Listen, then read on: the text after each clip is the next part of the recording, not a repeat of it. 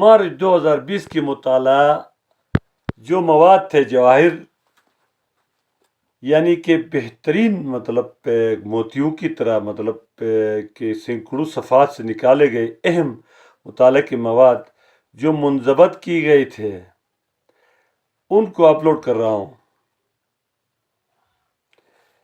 یہاں پر خاص جو اہم جو نقطہ ہے وہ مذہب کے بارے میں ہے. ہم مذہب کو کیا سمجھتے ہیں اور مذہب اصل میں حقیقت میں کیا چیز ہے. دین جو ہے یہ محض مذہبی رسوم کا مجموعہ نہیں ہے بلکہ دائرہ انسانی زندگی کے سارے پہلو پر حاوی ہے. انسان کے جو دائرہ زندگی اس کے ہر پہلو پر دین حاوی ہے. صرف مسجد کو اپنے ہاتھ میں لے کر باقی سب کام اپنے حریف کے لیے چھوڑ دینا اور کہنا کہ تم مذہب کی تبلیغ کرو، سیاست میں دخل نہ دو، یہ مذہب نہیں ہے اور یہ اصل اسلامی دین نہیں ہے. جبکہ سیاست سے جدا ہو کر تو صرف فرعونیت رہ جاتی ہے. آپ سیاست سے جدا ہو جائے تو نیچے فرعونیت رہ جاتی ہے جو بے گناہ بچوں کو ذبح کر دیتی ہے. قرآن و حدیث کی مذہب تو سیاست کو اپنا ایک جز بنا کر رکھنا چاہتا ہے. اس لیے تو قرآن ان الحکم الا للہ، سیاست تو اصل اللہ کی ہونی چاہیے، اللہ ہی کی ہے. اس کا مفہوم یہ نکلتا ہے اس آیت کا. طاعت و عبدیت دونوں میں خدا کے ساتھ دوسروں کو شریک کیا جائے گا تو شرک ہوگا. یہ جو موجودہ مذہب ہم ناقص پیش کرتے ہیں یہ شرک ہے. یہ شرک کے علاوہ اور کچھ بھی نہیں ہے. حکم دینے کا حق تو اللہ کے لیے خاص ہے. آدمی اپنے نظریات کو خدا اور رسول کی ہدایت پر ڈالے، پھر نہ ہم تقلید جامت کے قائل ہو جس میں اجتہاد کی جگہ نہ ہو، اور نہ ایسے اجتہاد کے قائل ہو کہ ہر بات کی نسل پہلے کے سارے کام پر پانی پھیر دے. ایسا بھی اجتہاد نہ ہو. اصل جو ہم ایمان اور عقیدے میں اللہ پر جو ایمان مقدم ہے، عقیدے میں اللہ جل جلالہ پر ایمان مقدم ہے. ہمارے عقیدے میں اللہ پر ایمان پہلے نمبر پر ہے. پہلی ترجیح عقیدے میں اللہ ہے، اور عبادت میں اللہ سے دل کا لگاؤ مقدم ہے، اور اخلاق میں اللہ کی خشیت مقدم ہے، اور معاملات میں اللہ کی رضا مقدم ہے. توبہ کے ساتھ صدقہ کرنا نفس کو زیادہ پاک کر دیتا ہے. توحید کی حقیقت پا لینے سے بڑا کوئی کشف و کرامت نہیں.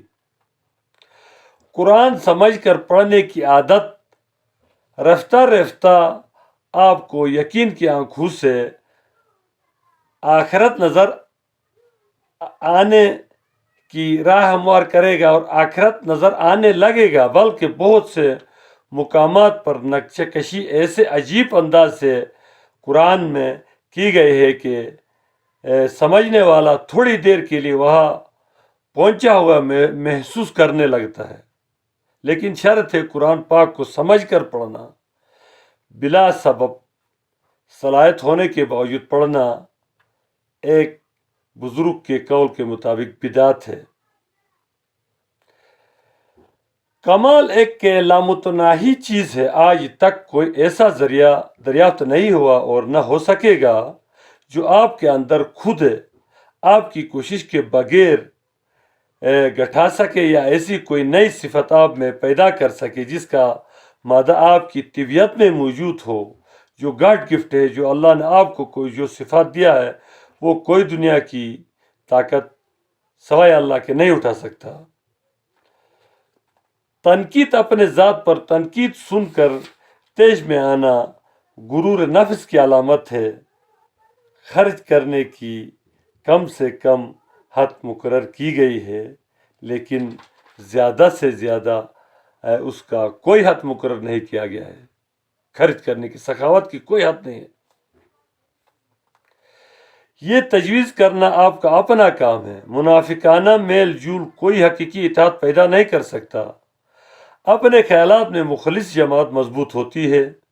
کبھی اپنے آپ کو بڑی چیز نہ سمجھے۔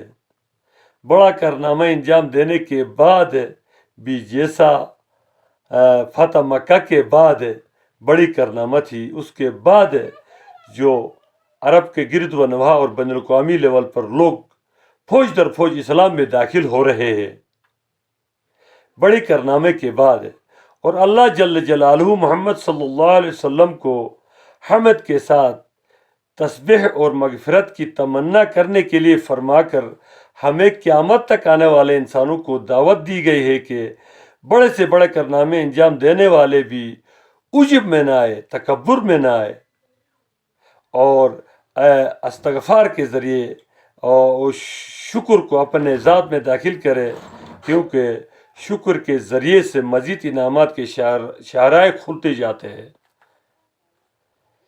غیبت سے لگی آگ جو معاشرے میں پھیلانے میں چغل خور اس آگ کو مزید پھیلانے میں سرگرم چغل خور ہوتا ہے، اور چغل خور کسی کا خیر خواہ نہیں ہوتا۔ اس لیے نبی پاک صلی اللہ علیہ وسلم نے فرمایا، جب کہ حکم دیا کہ چغل خور سے دشمنی قائم کرو۔